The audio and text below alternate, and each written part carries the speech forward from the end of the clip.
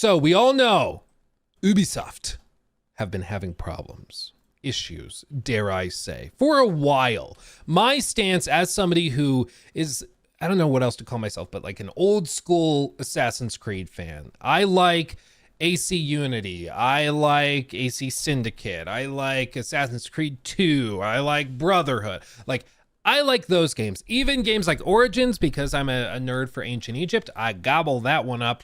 And though I don't think Odyssey is a good Assassin's Creed game, I do think it's a pretty good open world adventure RPG. Having said all of that though, even as a fan of the Assassin's Creed franchise historically, I've said for a long time, I have very little confidence in the management of Ubisoft. It seems like they kind of get on the right track, and the second they think they can start cutting corners, the executives start cutting corners.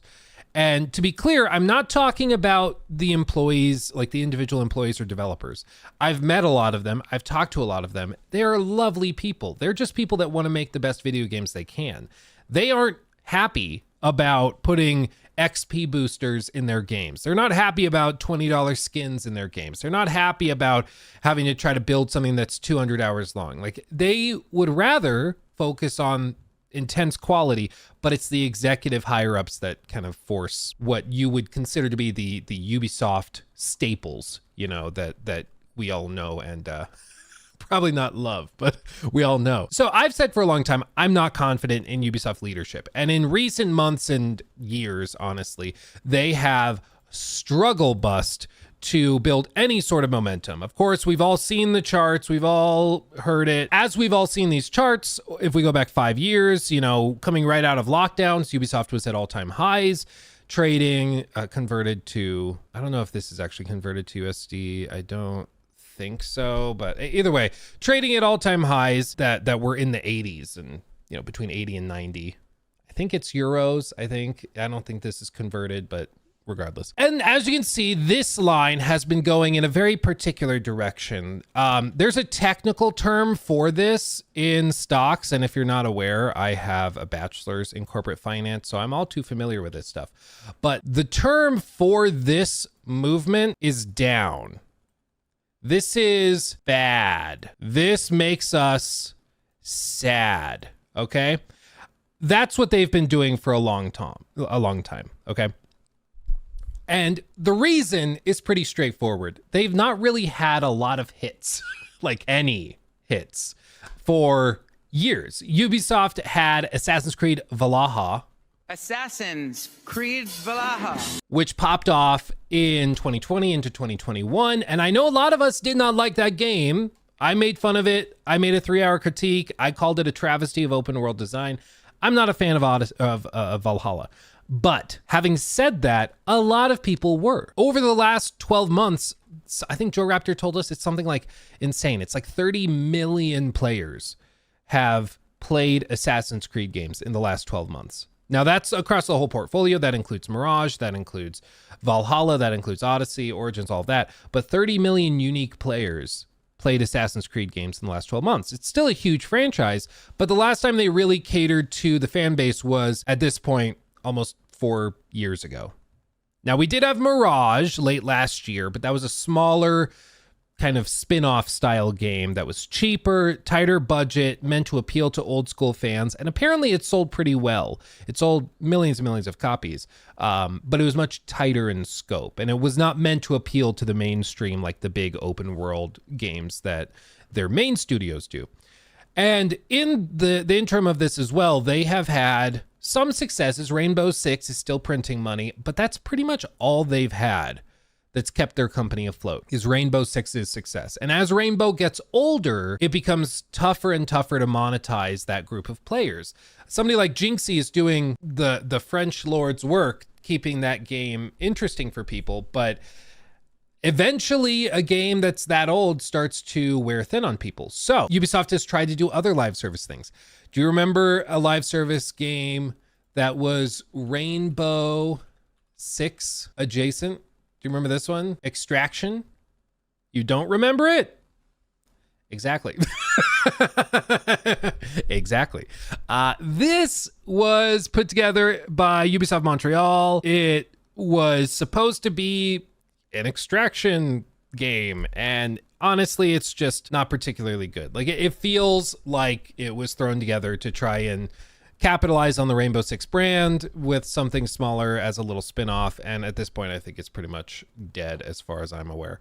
So not great. They've tried that. They've of course had another live service game, Skull and Bones, which eventually would release to everybody's surprise, but that did not make its money back, we'll just say. And there's been a lot of other problems that they've had where they've just really struggled to nail it. They had Avatar Frontiers of Pandora late last year in early December.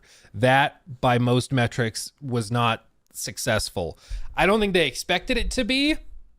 I don't think anybody did. It seems like they were hoping to get it out initially when the movie came out, when Avatar 2, whatever, water, something or other, when that came out, and they had to delay it out of that range. I think it was delayed like a year.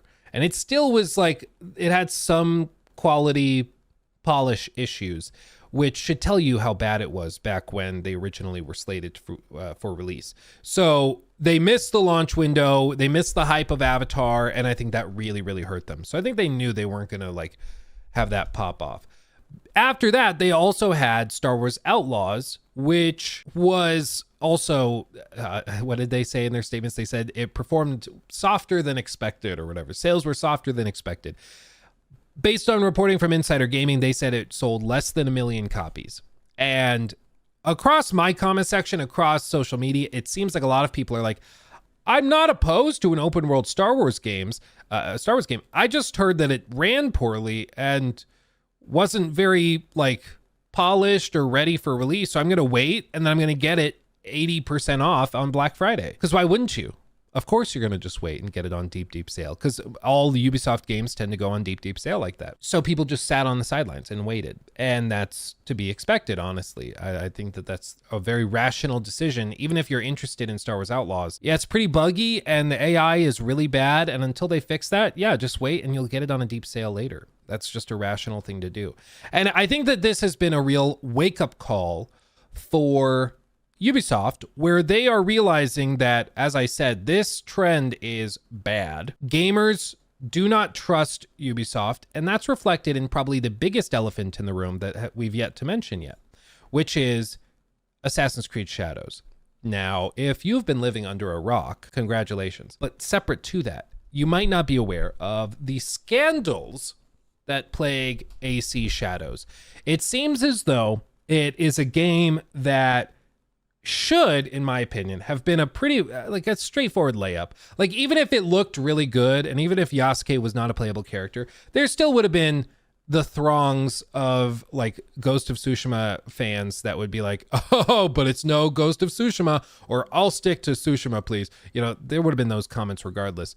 But because they chose to have Yasuke as a playable character, and to also sort of, they really struggled for the first like 6 months in how they defined Yasuke. Instead of saying, yes, this was a character, like a real person in the historical record, he probably wasn't a full-on samurai like this, and we know that, but we're just kind of massaging the historical record because we thought this could lead to interesting role play on the part of our players, where they could enter into the world of Assassin's Creed Shadows and view it through the eyes of this character, blah, blah, blah, something like that. They could have done that, still would have been blowback, but I think it would have been lessened. Instead, they tried to frame it as, this is our first fully historically accurate playable character. And it's just not. It's just not. And it's a bad look to pretend as though it is.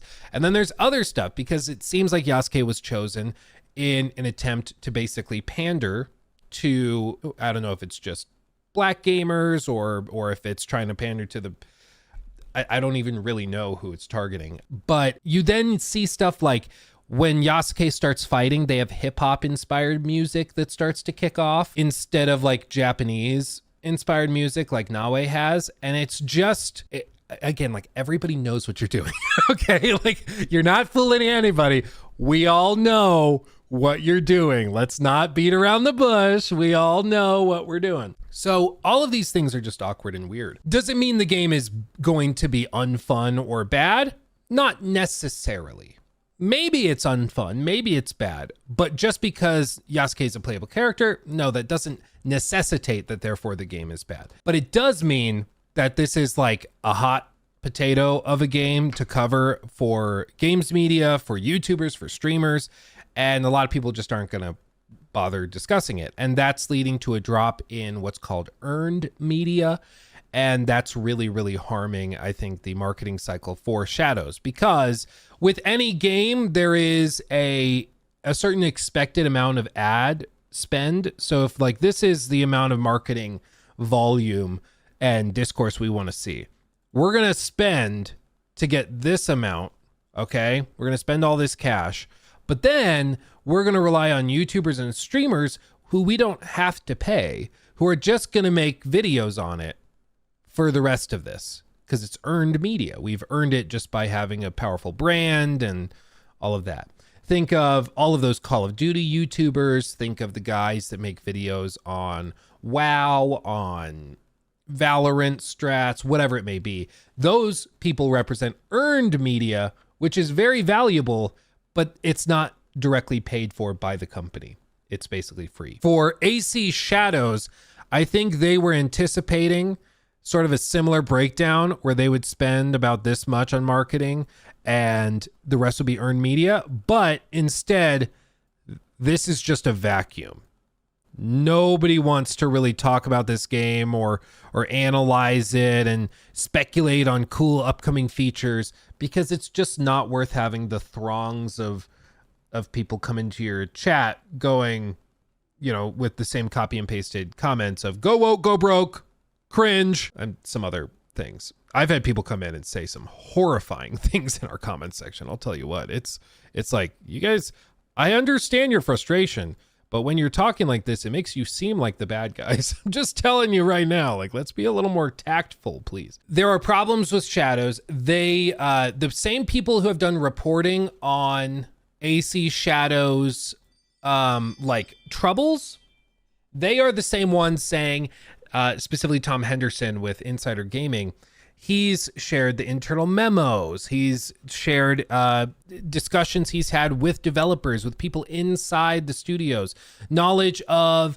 how many copies Star Wars Outlaws sold and things like that. And as part of this same reporting, he's also come out and debunked some other things. So, for example, he's debunked the idea that they're going to magically change Yasuke. There's been people saying, okay, since it's been delayed, they're going to change it. They're going to cut Yasuke out of the game and put somebody else in there. If you think that's happening, I'm just being real with you. You literally know nothing about game development, okay? You cannot change a protagonist 3 months out from launch. Or 4 months out from launch. It just doesn't happen. You can't do that, okay? It's impossible. That was never going to happen. So he's been debunking that. In addition, other things he said is that those same people inside Ubisoft who are describing the disappointing sales of Star Wars Outlaws, they're also saying that pre-order numbers are relatively strong. Now, what that means, I don't really know. That could mean relative to a flop like Outlaws, the pre-order numbers are not bad, but that doesn't mean they're great. That doesn't mean they're good or even where they want them to be. Okay. So it's a sort of a carefully chosen word. Just because they might be stronger compared to something else does not mean that they're good. But having said that, I think what we're seeing is an indication that Ubisoft sees some stats that are very worrisome. They have seen something that has pushed them to launch Star Wars or Assassin's Creed Shadows day one on Steam, which is something they've not done in years. They don't launch their stuff day one on Steam. Even a game that they had earlier this year that was very, very good, Prince of Persia: The Lost Crown, even that, they waited until a few weeks ago to launch it on Steam. Even though that, according to a lot of reviewers, is the best game Ubisoft has made in years. And they sat on that on their own launcher for ages, for some reason. So now, I mean, we know the reason. It's because they save money when you buy a copy through Ubisoft Play or Ubisoft Connect instead of through Steam, where Steam takes 30%. But to see them bring Shadows day one to Steam should tell you that they see something worrisome. They need to get this in front of as many people as possible. What I think is likely happening with this delay, though, is that they're probably going through and they're removing a lot of dialogue and maybe even a couple individual quests that might be seen as insensitive on the part of Yasuke. I think they're going through, they're doing historical reviews where they're having people historians go through all of the architecture, all the artwork, everything that you see and hear in the game, verifying it's accurate, which is something that should have happened years ago, literally years ago. But apparently those historians were brought in much later in development because, again, it seems like this game was rushed and that they needed more time. And then the other thing I think is very likely happening is I think they're probably either greatly trimming down the Animus hub, the Assassin's Creed Infinity, multiple battle passes, tons of paid cosmetics, that type of thing. I think they're either totally trimming it down or they're actually postponing that and they're going to launch Shadows as a standalone game outside of the Animus hub because they just don't want to deal with that hot potato either. You know, I think they just don't want to mess with that. I think that they're in panic mode. And the reason they're in panic mode, again, is because of this trend, which, as we discovered earlier in our analysis, is bad and makes us sad. Okay? So what's the breaking news? What's the big development? Reporting from Bloomberg. Tencent and the Guillemot family said to consider a buyout of Ubisoft. This is something that's been requested by multiple investment groups for it's like years at this point. Investors have not loved the Guillemot leadership for a long time.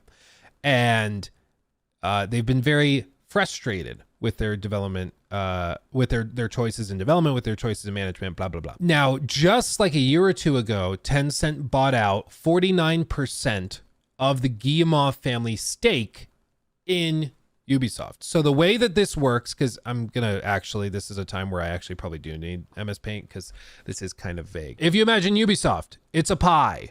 The Guillemot family owns a sliver of that pie, a pretty sizable chunk. I think it's like 30% of voting shares or 35% of voting shares, something like that. So the Guillemot family owns that. And then all of this might be one investment firm owns this. This might be another investment firm owns all of this. Probably not that big of a stake. And then, there's a bunch of individual investors over here that are just, they might own 50 shares, 100 shares, 1,000 shares, but nothing crazy, where you could actually have a say. But the Guillemot family owns a pretty sizable sliver. What Tencent did is they went to the Guillemot family, and of this slice of shares the Guillemot family owns, that's kind of its own pie. And what Tencent came in and did is they bought, I guess it would be like this. Boop. They bought 49% of that slice. So they made a holdings firm that owned this chunk of the pie. So this was owned not by just the family, but by a holding company that the family owns. And Tencent bought 49% of that, and the Guillemot family still owns 51% of it. In addition to that, the terms of the deal were that Tencent could not increase its stake in the company for, I believe it was 8 years from the time of the deal. And there were a bunch of other stipulations, basically just designed to prevent a buyout, a hostile takeover. But something has changed, obviously. And what's changed is this, okay? And so now Ubisoft's managing family is looking at this and they're saying, okay, we're in trouble. The stock price keeps dropping. What if you guys bankrolled a takeover of the company where we buy out all of this, the rest of the pie, and, we'll put some cash in, but you got to remember the Guillemot family, their money is in this sliver. This is where their money is. Their money is not tied up in Amazon. It's not tied up in cash. The reason they're billionaires is because of this chunk of the pie. Now, they did get paid out when Tencent paid for all of this. They took out a bunch of cash.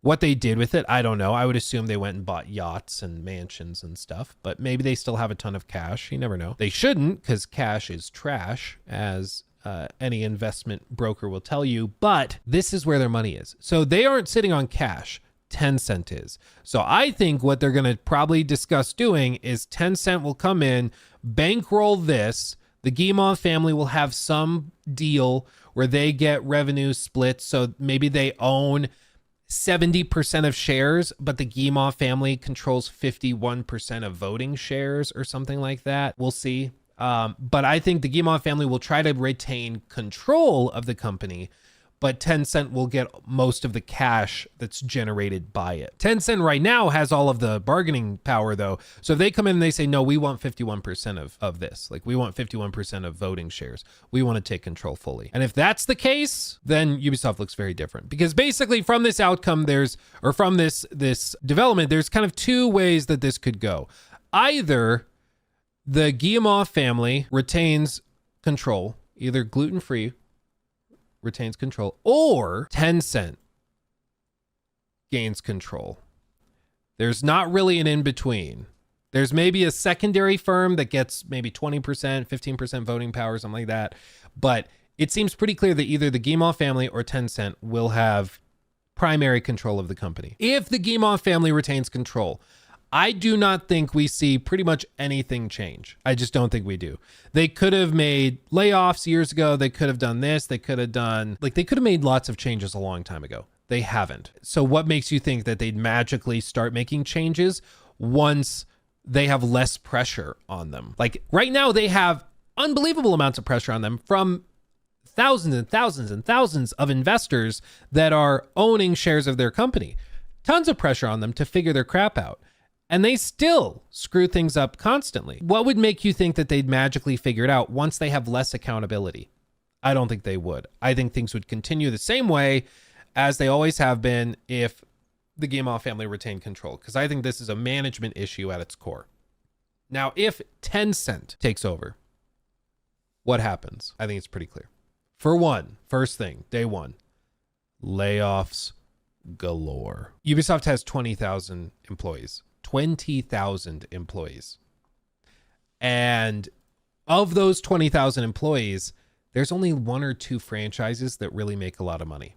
What would Tencent do? I think they'd come in and they would like clean house. I think you would probably see 25 to 30% layoffs within a year. I think Tencent it would be a bloodbath. Beyond that, I think you'd start to see, Tencent, they make their money from mobile games. They make their money from these like really toxically monetized things. I think you would just see an ocean of in-game stores, of mobile game ports, of all this stuff. And you know what this also makes me think of? You remember there's a game that's sort of been MIA pretty much for a while, AC Jade. And AC Jade is an upcoming mobile game. It's been really, really bizarre because it's being developed by Level Infinite. And if you don't know Level Infinite, well, it's launched by Tencent. It's owned by Tencent.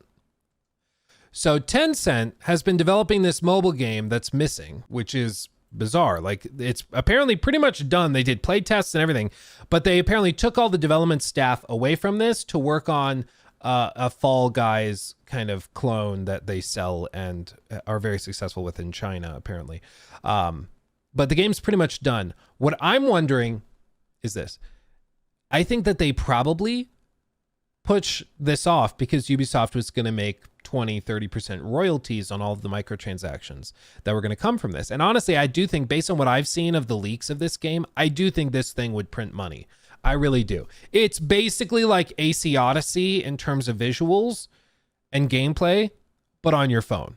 I think that prints money, assuming it's good, of course. But monetize the way that Tencent tends to monetize stuff, I think this thing blows up in China, in Japan. I think this thing blows up. My question is, do you think Tencent has been looking at all this, seeing it coming, and like, we're just going to postpone it indefinitely? And when the day comes, when we have all the leverage, maybe as part of the deal, we make it so we get all of the profit from this game, or you only get a 3% royalty. Something really small. I think they go hard with that. I think Tencent right now could not be happier. I really think they couldn't be happier because right now they have all of the power. They have Ubisoft desperate and they hold all the solutions. And so now they're sitting on a game, which I think probably they know is going to print money. And for some reason, they've taken like the whole development staff off of it. As of right now, there is no like set release date. As far as I'm aware, there's nothing established for it. They've just gone silent. And most of the dev team has been taken away to do other stuff. So I think they're just playing hardball and they're just waiting. So Tencent's thrilled, I'm sure. But I think what we see is Tencent coming in and saying, okay, yeah, we'll throw cash at you because they have more money than God. We'll be like, we'll throw money at you to just dig you out of this little predicament you're in. And in exchange, we want 50-50 stake, and we don't want to suffer the penalties and royalties with our Assassin's Creed mobile games and stuff. They're like, okay, so be it.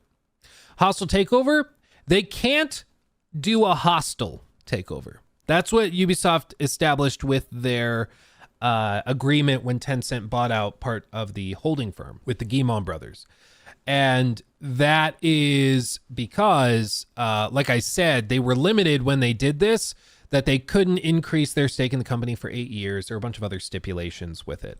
And so Tencent can't go from this, where they own this little sliver of the Guimond family holdings. They can't go and start buying up all of this themselves, but they could throw cash into this pie to make it bigger. And then this Guimond family holdings firm would buy out what they need to buy out. And honestly, the rest of the company, I don't think would be resistant. A hostile takeover just means that like the board of directors doesn't want to go along with it, that the stakeholders don't want it, but you do it anyways. You buy the company anyways. With this, like, everybody that owns any shares of Ubisoft, they're livid. Because again, if you bought at any time in the last 5 years, you lost a lot of money if you're holding it. Whether you bought here, whether you bought here, certainly if you bought here or here or here or here or here or here or here, you're losing money. Because again, this trajectory shows current leadership doesn't know what they're doing. So if you have a chance to get out for more than you got now, why not?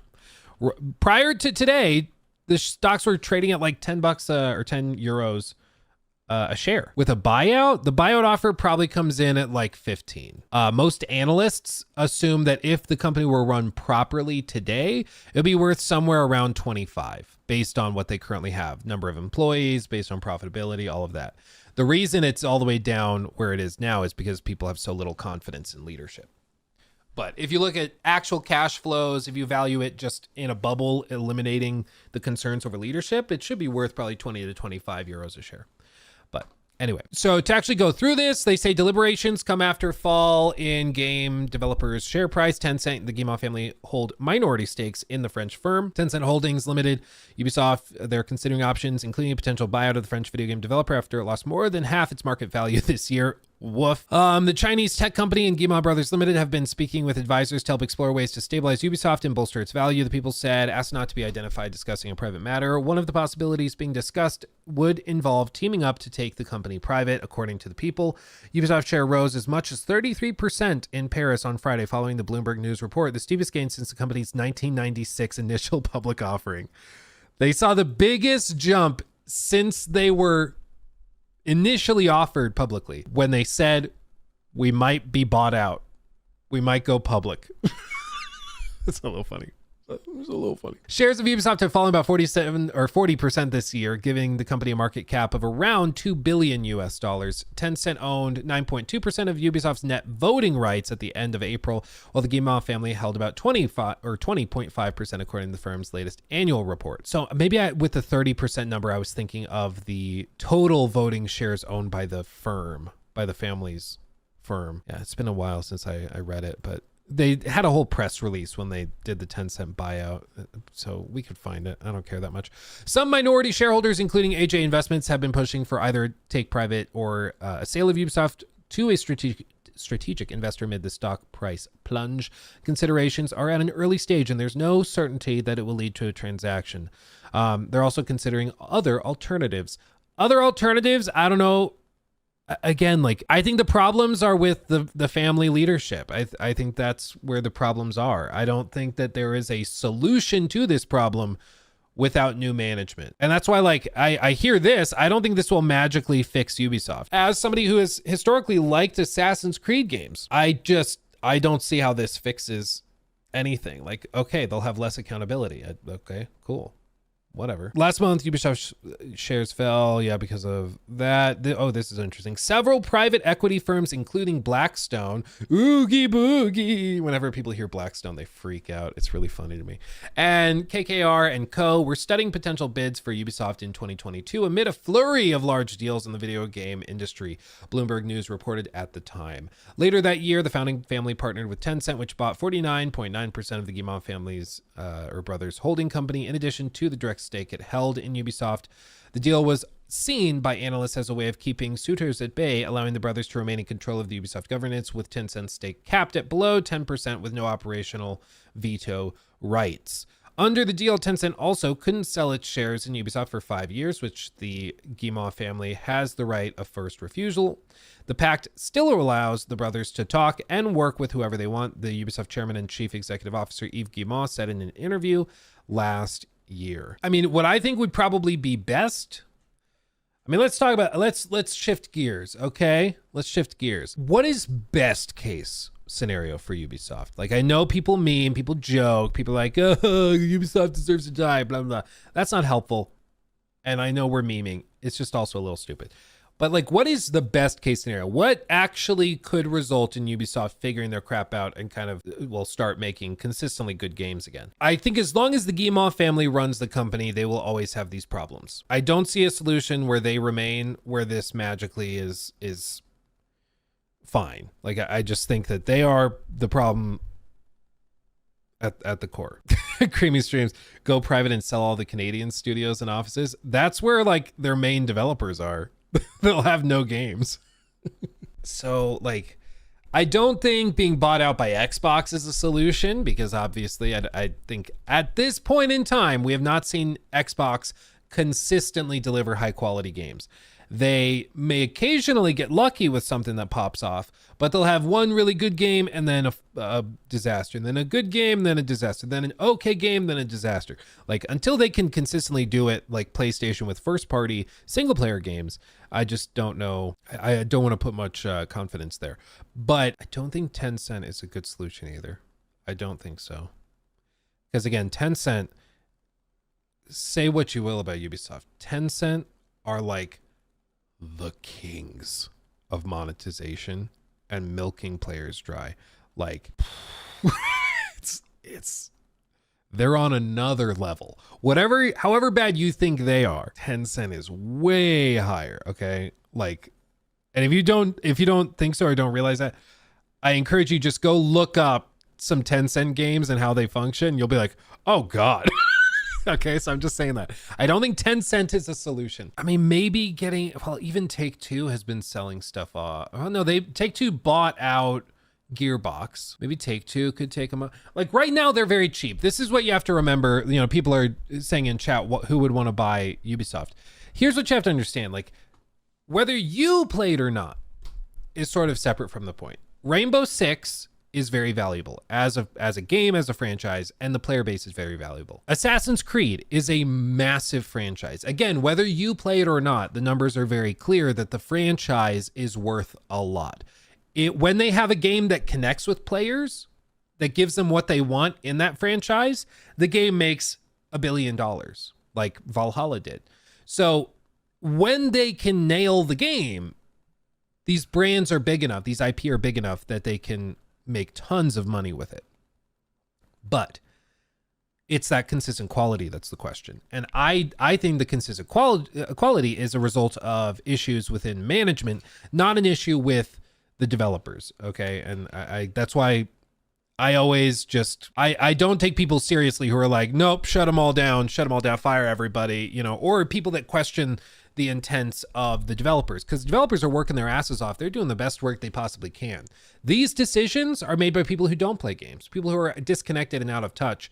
They're the ones that make the choices where you all have phones, don't you? Or no, just buy the XP boost or buy the microtransaction that tells you where all the treasures are. And you know, those are the people that make the bad decisions. I just don't know what the solution is, other than just new management or other people coming in. And I don't know. It's some people are like, just have Yves Guillemot retire, and he eventually will, I'm sure. But the thing is, it's not just Yves Guillemot as the CEO, it's the Guillemot family. Like, they have nephews and cousins and brothers and sisters all working within the upper echelons of the company. Like, you get rid of Eve, sure, whatever, but I'm not confident that the rest of the family is like in disagreement with him. I'm guessing they all agree with him broadly on how to run the company, even though it's clearly not working. Apple buys them. No, I mean, I saw some people saying Apple's going to buy them or Meta is going to buy them. I don't think Meta, for one, if Meta bought them, they'd just be transitioned into making VR stuff. So I don't think you want Meta to buy them. Microsoft, I don't think could, well, Microsoft could buy them, but I don't think Microsoft, I think there's bigger fish in the sea that Microsoft should want. And there's another question of regulatory stuff. Like, do you think the EU does not like Microsoft? Do you think the EU really rolls over and lets them buy like the biggest French developer? Like, I don't think so. I think the EU would kind of freak out if they did that. Let's see. Someone said Sony should have bought Ubisoft instead of Bungie. Bungie has just lost the money. So at the very least, if they bought Ubisoft, they could potentially have made some money. But that's the pretty remarkable thing about that Bungie acquisition, just to remember, which is pretty amazing.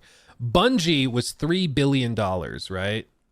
Like, they spent $3 billion on Bungie. And so far, they have made like nothing. They've lost money. They've said they've been in the red, is what they said. So they've lost money during that time. So they spent $3 billion and they've lost. So honestly, like, total, maybe I should go like this. So all told, like, they were hoping we're going to start down here having spent $3 billion, but over time you'll make money and your expansions will do well for Destiny, and then we'll start making money, and then this is all profit, right?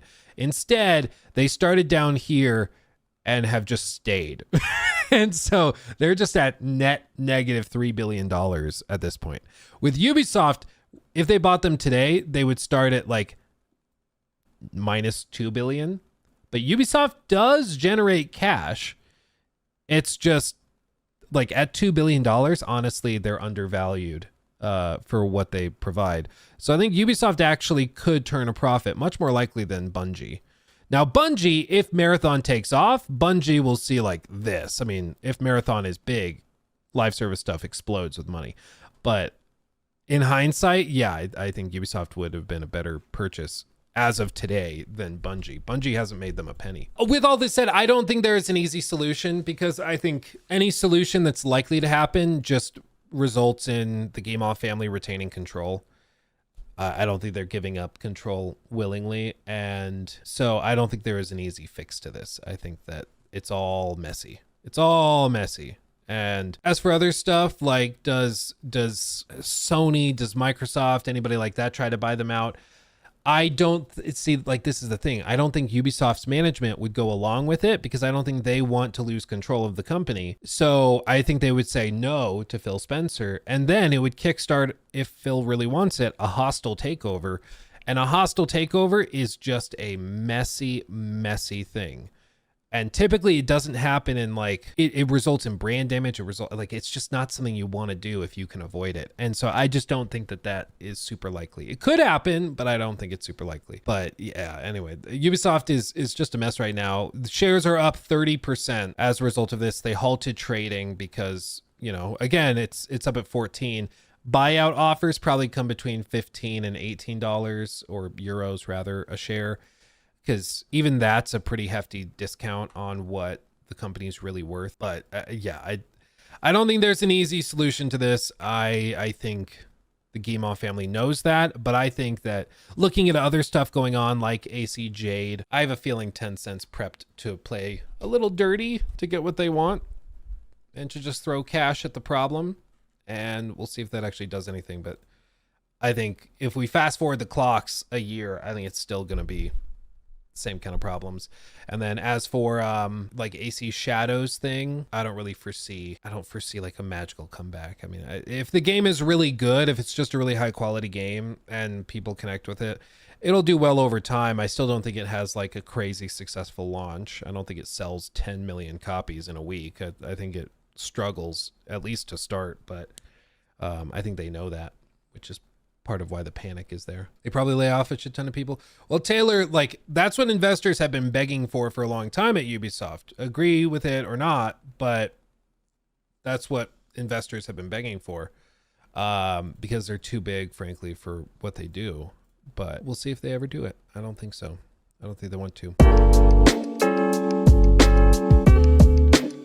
He took my thing.